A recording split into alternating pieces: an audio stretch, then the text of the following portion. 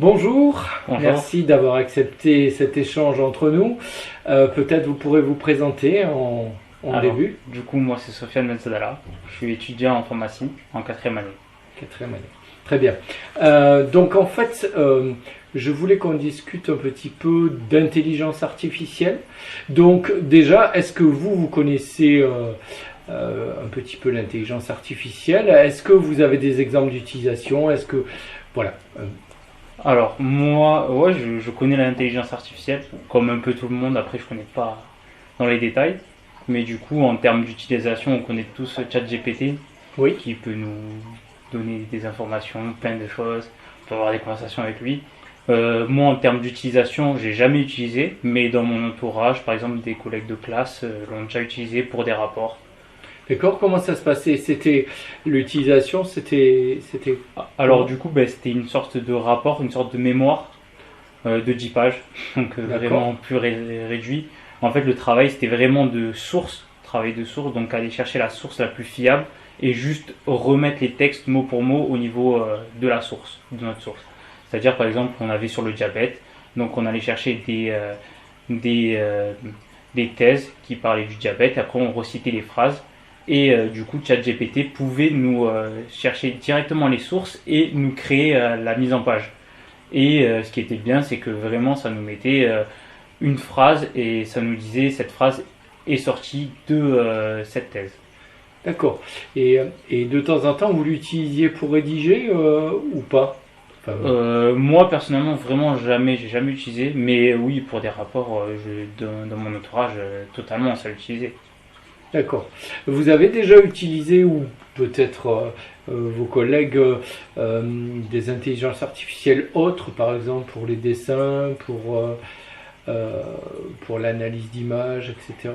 Alors, de mon entourage, je sais que un collègue m'avait parlé que ChatGPT avait fait des mises à jour et savait analyser une image et même faire des tableaux. Donc ça, Ouais. j'ai vraiment entendu, j'étais vraiment... Enfin, analyse d'image, c'était vraiment choquant. Et je sais que des collègues dans l'animation m'ont déjà montré comment générer des images via l'intelligence artificielle et c'était très très surprenant par D'accord. la même occasion. Et là, vous, en tant que scientifique, vous pensez que demain on va l'utiliser? Et d'après vous, est-ce qu'il y a des dangers, pas des dangers?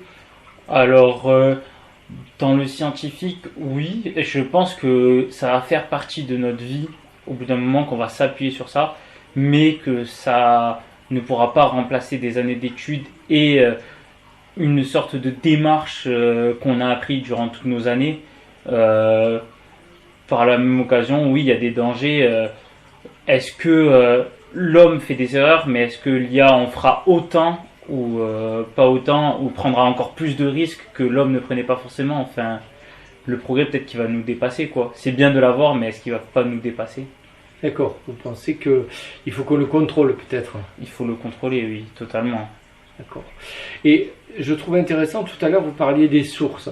Donc, vous avez vraiment vu ChatGPT pouvoir vous renseigner sur des sources et des textes et pour associer ce texte à des sources. Oui. C'est quelque chose que vous avez vu utiliser et utiliser dans vos études. Ouais, c'était ça, c'est vraiment comme une sorte de thèse où on cite à chaque fois la source et du coup, oui, on essaie de citer la source. Après, c'est toujours la même chose.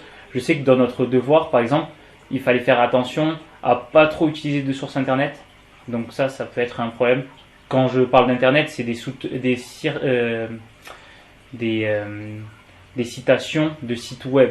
D'accord. Nous, dans notre devoir, c'était vraiment bien d'aller chercher des rubriques. Dans des documents scientifiques, Exactement. thèses. Ouais, Des thèses, des rubriques, mais pas de sites internet.